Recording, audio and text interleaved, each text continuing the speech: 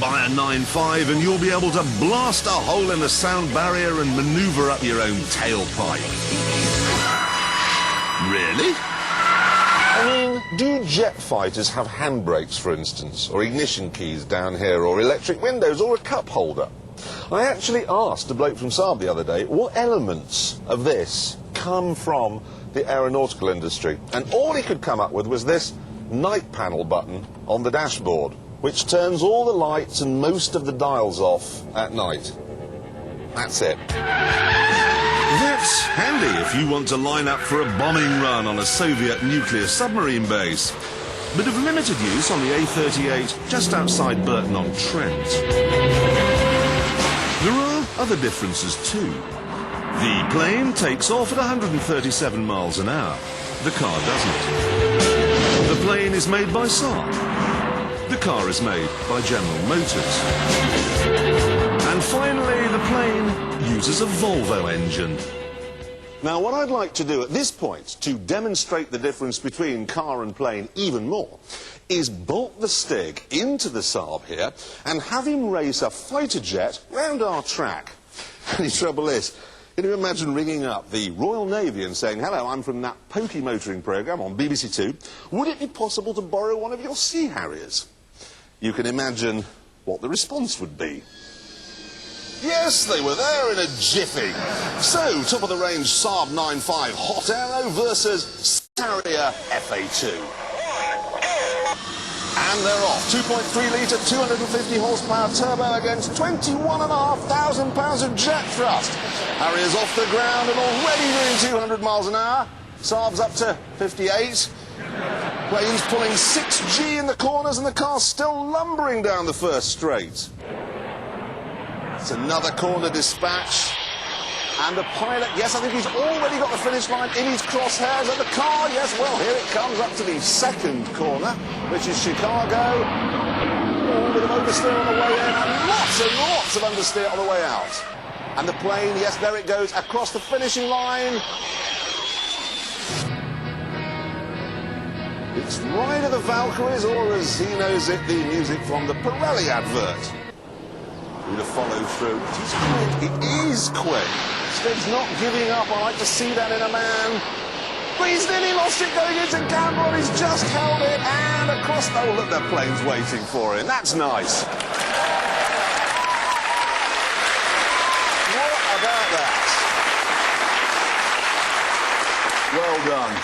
Brilliant. The pilot did go a bit wide in some of the corners, didn't he? He did go wide. He did say, with a Harrier, it would be possible to actually follow the confines of the track, and it would still be faster than the car. But we said, no, go for it. So he did run a bit wide. I mean, over this corner, he was over Brighton. Round here, it was Oxford.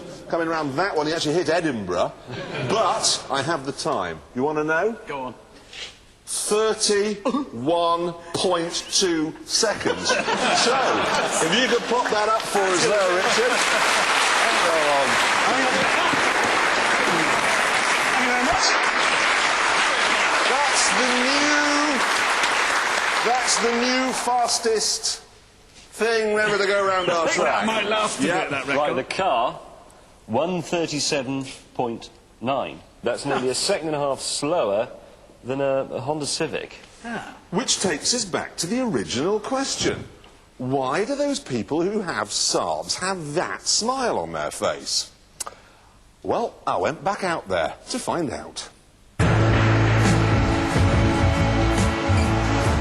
To drive, it's nice in a quiet, relaxing, non-jet fighter sort of way. Middle-of-the-road motoring from the country that invented middle-of-the-road pop. It costs £27,000, not quite as much as you'd pay for the German alternatives, but not a bargain either. Inside, I can find very little that would put that smile on the face of the graphic designers and the architects and the dentists who buy these things. The thing I like most of all is this satellite navigation system. You get a touch screen and it lets you choose your language, and you can have English UK and English US. Sort of exactly the same, but with extra adenoids. I also like the performance. Like all the fastest Euro boxers, it gets from 0 to 60 in 6 or so seconds and keeps on going to 155. The only trouble is that to get that level of performance from a big car, you need a lot of power. And that's okay with a Mercedes or a Jaguar or a BMW because they're rear-wheel drive, but this isn't. An engineer at Saab once told me that the absolute limit for a front-wheel drive car is 220 brake horsepower. This has 250. Handling is just hysterical. It's like driving a fast, bouncy castle. And if you push too hard in a corner, you just go into a world of smoke and brimstone.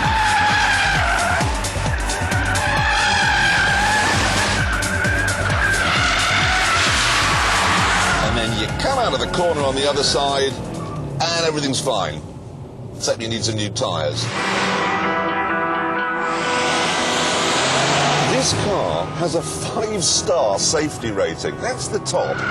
But I suspect it has nothing to do with the strength of the passenger cell or the energy absorbance of the front, and everything to do with the fact it's almost impossible to crash it. So, to sum up, it has foolproof handling, it's quite fast, quite good looking, and it's quite hard to think why anyone would buy this instead of a Merc. Perhaps, though, I'm missing something. Perhaps it's at the cutting edge in some other unusual way.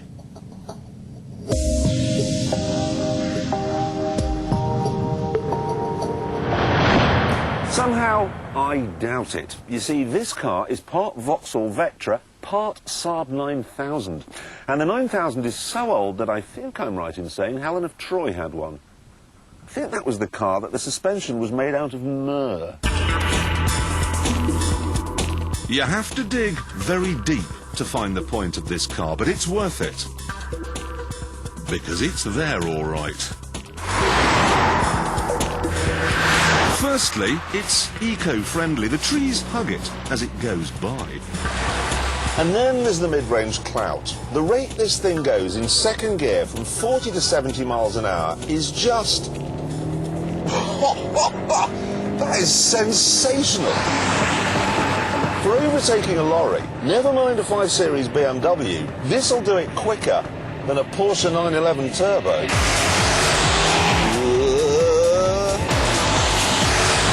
Treading on the throttle in second gear gives you some idea of what it would be like to tread on a landmine. Woof!